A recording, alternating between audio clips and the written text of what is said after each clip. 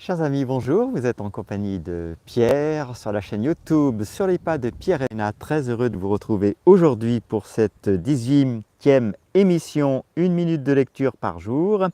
Comme vous le voyez sur ce document, on va parler aujourd'hui de loi et de contrôle de la parole. On est toujours dans ce livre fabuleux, La fin du mal de Jérémie Locke, qu'on lit à raison d'1 minute par jour pour vous permettre de trouver ce temps, nous l'espérons, d'aborder un livre aussi essentiel.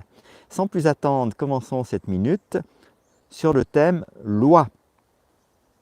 Les lois sont décrétées et écrites pour légitimer l'obéissance. La loi se fait passer pour un principe. On enseigne aux gens que ce qui est loi est juste. On ne leur apprend pas à faire ce qui est juste, mais à obéir à ce qui est loi. La légitimité de la loi est le but de la culture. La culture utilise le droit pour déformer l'esprit des gens et les amener à croire qu'ils sont incapables de chercher la vérité ou de vivre en paix. Elle enseigne que la loi est légitime, plutôt que le propre esprit de chacun. Contrôle de la parole. L'arme la plus fondamentale de la culture est le contrôle de la parole. Alors que l'histoire a montré des exemples violents de cette arme, elle existe dans chaque culture en tant que code de bienséance. L'objectif de contrôle de la parole est d'assurer que ceux qui ont été contraints de se plier à la volonté de l'autorité ne trouvent jamais le courage de regarder en arrière. Afin de maintenir l'obéissance, la culture exige que tous ceux qu'elle a servis imposent sa volonté à ceux qui les entourent. Elle apprend aux gens à traiter leurs voisins récalcitrants de bizarres ou de fous. Elle demande que chaque personne dénonce ceux qui n'obéissent pas aux préceptes de la culture.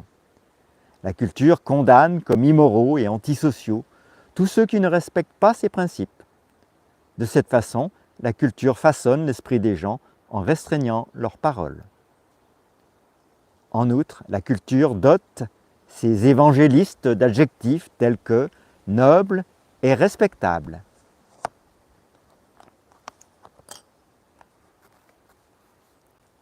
Ceux qui suivent au plus près les règles de la culture, en particulier en condamnant les ennemis, sont récompensés pour avoir infligé la stigmatisation à ceux moins disposés à obéir. C'est cette dévaluation de l'esprit humain qui prouve le mal des normes culturelles. Ceux qui montrent de la récalcitrance ou qui suggèrent la rébellion contre l'autorité sont ostracisés, réprimandés et diabolisés. Il est difficile de supporter la solitude associée à l'adaptation en dehors de la culture populaire. C'est ainsi que le contrôle de la parole est une arme conçue pour briser l'esprit de l'homme. C'est une arme conçue pour vous contraindre à l'obéissance. Une fois que les gens sous une culture commencent à faire respecter le contrôle de la parole les uns sur les autres, l'autorité a été établie. Elle règne à présent sur les gens même qui font respecter son pouvoir. Ceci est le dessein de la culture et l'autorité peut maintenant faire de vous ce qu'elle veut. Fin de cette minute du jour. Demain, nous aborderons le thème application. Je vous souhaite une excellente journée. Je compte sur vous pour nous poster la phrase qui vous a le plus rejoint en commentaire et vous dis à demain pour une nouvelle minute de lecture du livre La fin du mal de Jérémie Locke. À tout bientôt les amis.